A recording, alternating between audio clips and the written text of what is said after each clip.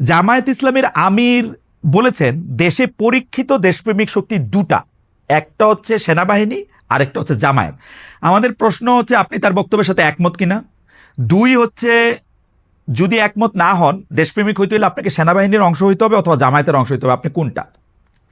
আমি জামাত নেতার এই বক্তব্য আমি শুনি নাই। আমি কি পড়ে শোনাবো কোটেশন? আমি দায়িত্ব আমি কোটেশন জামায়াতের যদি জামায়াত থেকে ধরেন এই ধরনের বক্তব্য যদি এসে থাকে, আমি এই ধরনের বক্তব্যের সাথে মানে আমি আমি জানি না এই ধরনের বক্তব্য উনি দিয়েছেন কিনা।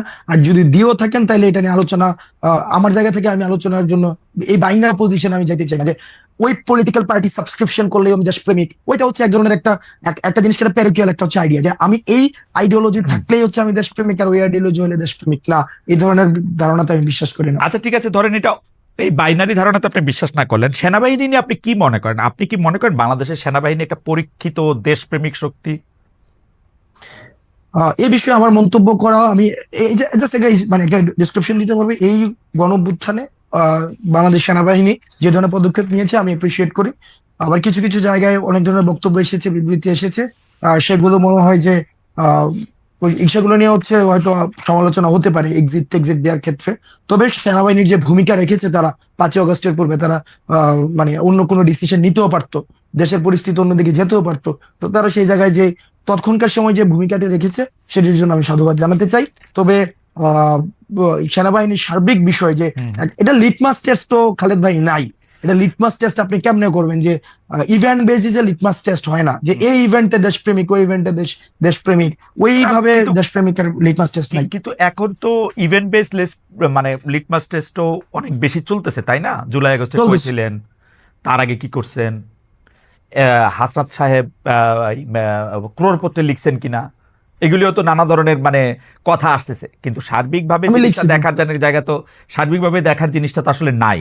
তো এইটা তো আসলে অনেক সময় অনেক জায়গায় অনেক হার্ট করে যে মানে ধরেন এইটা ভাই সার্বিকভাবে আপনি মানে এই সার্বিক জায়গায় যদি আপনি আওয়ামী লীগকে রাখেন, এই সার্বিকভাবে যদি আপনি এই জায়গায় গত একটা দীর্ঘ সময় ধরে যে যেই রাজনৈতিক দলের কারণে খালেদ মহিউদ্দিনরা দেশে সাংবাদিকতা করতে পারে নাই, ওদেরকে যদি এই সার্বিক এই এই এই এই ফরম্যাটে রাখেন, এই কম্প্রিহেন্সিভ এর ব্যাপারটায় রাখেন, তাইলে আওয়ামী লীগ ছাড়া ওই সার্বিকতার মধ্যে আমি সবাইকে রাখতে চাই। এই জায়গায় আওয়ামী লীগ আসবে। আচ্ছা, আওয়ামী লীগ বাদ দিয়ে বাকি সবাইকে রাখতে চান। একটা প্রশ্ন চলে আসে যে আপনি আওয়ামী লীগকে মানে প্রশ্ন আমি অন্যভাবে করি যে ধরেন এখন একটা বড় কথা আছে হচ্ছে যে মুজিববাদকে বাদ দেওয়ার, মানে যেই কথাগুলিকে মুজিববাদ হিসাবে বলা হইতেছে আর কি, সেইগুলিকে বাদ দেওয়ার। যেমন 31শে জুলাইও আমরা এটার মধ্যে দেখলাম যে মুজিববাদের আপনারা কবর করতে চান।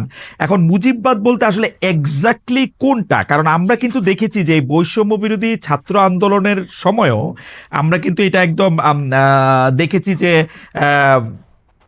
শেখ মুজিবের ভাষণ, বঙ্গবন্ধুর ভাষণ, 7 মার্চের ভাষণকে ইন্সপিরেশন হিসেবে ব্যবহার করার, যেটা আসলে আপনাদের সমন্বয়কদের মধ্যে থেকে কেউ কেউ এটা ব্যবহার করেছেন। আমরা দেখেছি ওই সময়কার স্লোগান ব্যবহার করার, তার কথা বলে মানুষকে ইন্সপায়ার্ড করার।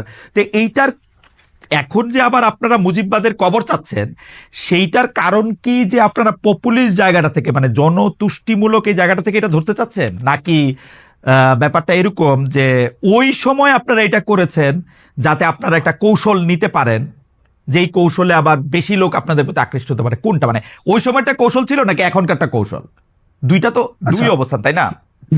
আচ্ছা, আমি আপনি আমার জন্য সহজ করে দিয়েছেন।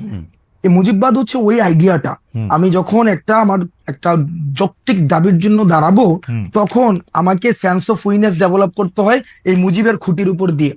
অর্থাৎ আমি এই মুজিবের খুঁটিতে আসি, এই মুজিব আইডিয়ার মধ্যে আমি বিশ্বাস করি, তাইলে হচ্ছে আমি যৌক্তিক দাবি জানাইতে পারবো। ক্যাম্পাস গুলাতে কি অবস্থা ছিল? ক্যাম্পাস গুলোতে অবস্থা ছিল আপনি কোন একটা যৌক্তিক দাবি নিয়ে দাঁড়ান, আপনাকে দাবি জানাবেন আপনি 3 দিন, আর আপনাকে বাকি 5 দিন আপনাকে বারবার বলতে হবে আমি কোনো রাজনীতি করি না, আমি এটা অরাজনৈতিক দাবি, এটা অরাজনৈতিক দাবি। এবং এই দাবিটাকে হচ্ছে যথাযথ করার জন্য আপনাকে বারবার হচ্ছে বলতে হবে যে কি ওই যে বঙ্গবন্ধুর বাংলায় বৈষম্য ঠাঁই নাই। অর্থাৎ বঙ্গবন্ধুর সাবস্ক্রিপশন ছাড়া, বঙ্গবন্ধুর খুঁটি ধরা ছাড়া আপনি কোন একটা যৌক্তিক কোন একটা দাবি দাঁড়াই করাইতে পারবেন না। ওই আইডিয়াটা হচ্ছে সামগ্রিকভাবে হচ্ছে মুজিববাদী আইডিয়া।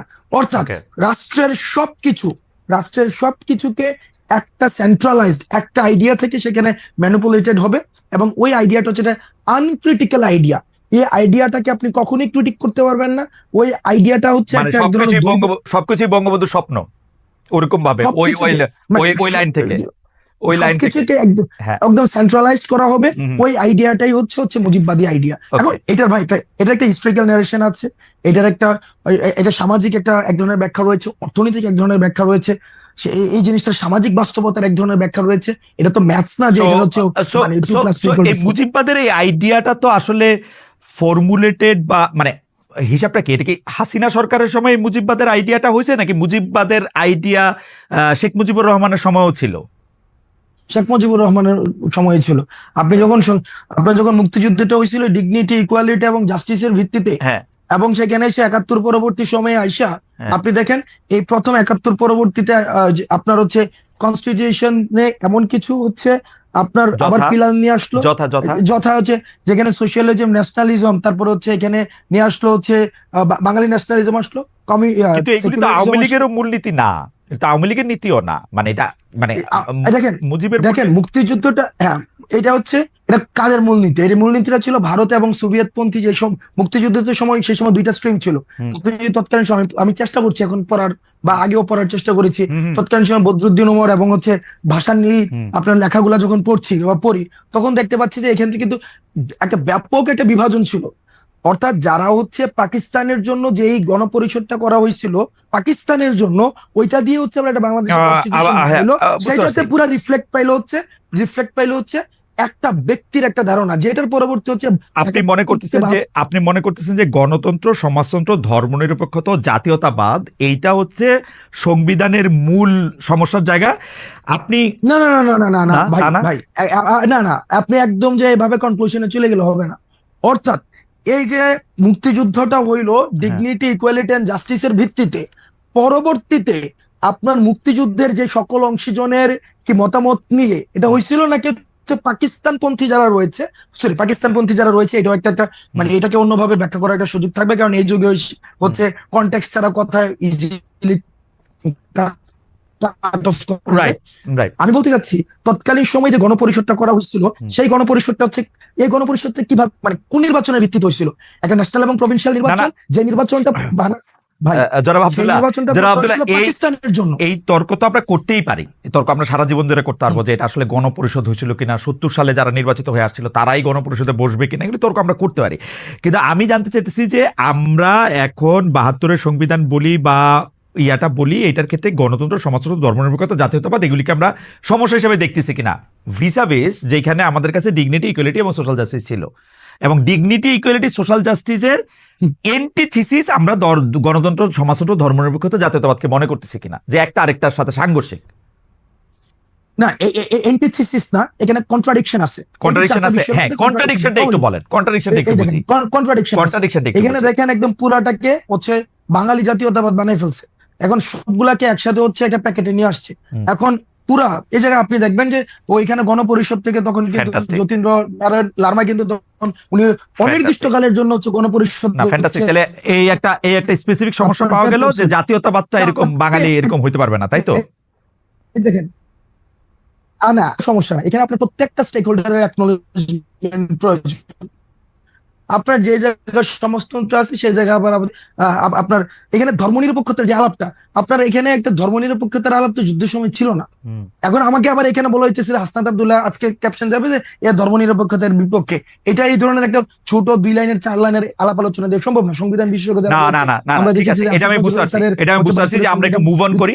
তার মানে আপনি বলতে চাইতেছেন যে ধর্মনিরপেক্ষতার আলাপটা আলাদা, কিন্তু সংবিধানে ধর্মনিরপেক্ষতা রাখা দরকার ছিল না, এটা রাখা হয়েছে, তাই কি? রাখা হয়েছে, এবং এটাকে এখন বাদ দেওয়া কিভাবে আসছে, এটাকে কি এখন বাদ দেওয়া দরকার মনে করতেছেন আপনি? ভাই না না, নাকি এটা আপনি আলাপই চান না? আমি বুঝি না, কিন্তু এটা নিয়ে নাকি আপনি আলাপই চান না? না না, আমি আলাপ চাই, তবে হ্যাঁ অবশ্যই আলাপ চাই, সেটা আলাপ হওয়া উচিত। কিন্তু এটাকে যদি আপনি এভাবে বলতে চান, হাসনাত আব্দুল্লাহ এটা চাইছে যে সংবিধান হচ্ছে ধর্মনিরপেক্ষতা। আরে ভাই, হাসনাত আব্দুল্লাহ চাইছে সেটা বলবো কেন? আমি আলাপটা বোঝার জন্য, আলাপটা হচ্ছে আলাপটা হচ্ছে যে মুক্তিযুদ্ধটা যেভাবে হয়েছিল, মুক্তিযুদ্ধটা যেই অবজেক্টিভ সামনে রেখে হয়েছিল, পরবর্তীতে ৭২-এর যে সংবিধানটা হয়েছিল, এই মুক্তিযুদ্ধের গণ আকাঙ্ক্ষার প্রতিফলনটা এই সংবিধানটাই হয় নাই। ওকে, আওয়ামী লীগের আকাঙ্ক্ষার প্রতি আওয়ামী লীগের আকাঙ্ক্ষা জাতীয়তাবাদ, আমি আওয়ামী আমি লীগের আমি আমি সংবিধান একটু ব্যবস্থা। আমি একটু কয়ে রাখি, আমার জীবনেও মনে হয় না আওয়ামী লীগের আকাঙ্ক্ষা জাতীয়তাবাদ, আমার জীবনেও মনে হয় না আওয়ামী লীগের আকাঙ্ক্ষা ধর্মনিরপেক্ষতা, কারণ আওয়ামী লীগ ধর্মরে পুঁজি কইরা সবচেয়ে বেশি বাংলাদেশে অন্যায় করছে। আপনি খোঁজ নিয়ে দেখেন গত ১৫ বছরে সে যাদেরকে দুর্বল পাইছে, সে ধর্মীয় সংখ্যালঘু হোক, পাহাড়ি সংখ্যালঘু হোক, বা এই মানে অন্যভাবে সংখ্যালঘু হোক, যেমনে পারছে আওয়ামী লীগের অত্যাচারগুলি করছে। সুতরাং আওয়ামী লীগের আমার কখনোই ধর্মনিরপেক্ষ মনে হয় নাই, কখনো জাতীয়তাবাদী মনে হয় নাই, কখনো গণতন্ত্রী মনে হয় নাই। গণতন্ত্র মনে হইলে সে কোনোদিন ভোট লয়ে এরম করতে পারতো না। আমরা এটার মধ্যে এটা দেখছি। কখনো তাদেরকে সমাজতন্ত্রী মনে হয় না। সমাজতন্ত্রী হইলে বাংলাদেশে এতগুলি ঋণ খেলাপি হইতো না, এতগুলি অলিগার্ক সৃষ্টি হইতো না। আওয়ামী লীগ এই সংবিধানের ৪ মূলনীতির একটাও মানে নাই। এটা হলো আমার ছোট্ট ২ পয়সার মধ্যে। কনস্টিটিউশন, তার মানে এটা তো কনস্টিটিউশন তো তাহলে কমপ্লিটলি ফেল করছে। না না, আওয়ামী লীগ যা যা কিছু করছে, শোনেন হাসনাত, আমার মতটা হলো আওয়ামী লীগ যদি আপনারা কনস্টিটিউশন ভঙ্গ করছেন এই কারণে আপনাদের শাস্তি দিবে, এই একটা স্বপ্নের জায়গায় থাকে, আমি বলবো বাংলাদেশে কোনোদিন ন্যায় বিচার প্রতিষ্ঠিত হইলে বাংলাদেশের সংবিধানের মূলনীতি ধ্বংস করার জন্য আওয়ামী লীগের বিচার সবচেয়ে আগে করা উচিত। এই এক্সিস্টিং মূলনীতি ধ্বংস করার জন্য গণতন্ত্র, সমাজতন্ত্র, ধর্মনিরপেক্ষতা, জাতীয়তাবাদ একটাও সে মানে নাই। আমি এটা গ্যারান্টি দিয়ে কইতে পারি, একটাও মানে নাই। এটা অসংখ্য উদাহরণ দেওয়া যাবে। আমি ঘটনা লম্বা করছি না, ঘটনা লম্বা করছি না, কিন্তু আপনারা যে সংবিধানটা করা হয়েছে, সংবিধানের মূলনীতির ভিত্তিতে করা হয়েছে, এটা কোনোদিনও বাস্তবায়ন করা হয় নাই। এটা আওয়ামী লীগ নিজেই খর্ব করছে। না না, আওয়ামী লীগ খর্ব করছে না, আওয়ামী লীগ খর্ব করছে না। আমি শেখ হাসিনার আমলটায় আমি সাংবাদিকতা করি, আমি ১৫ বছরে কইতেছি আওয়ামী লীগ এটা হত্যা করছে। সুতরাং সংবিধানের দোষ আমি দেই না, সংবিধানের দোষ আমি দেই না। আমার কাছে মনে হয় সংবিধানে যাই থাক এটা এরকমই হয়েছিল। আপনারা কি করবেন সেটা নিয়ে আমি আসি, আপনাদের বক্তব্যে আসি। আওয়ামী লীগের কথা কয়ে লাভ নেই আমার এখন।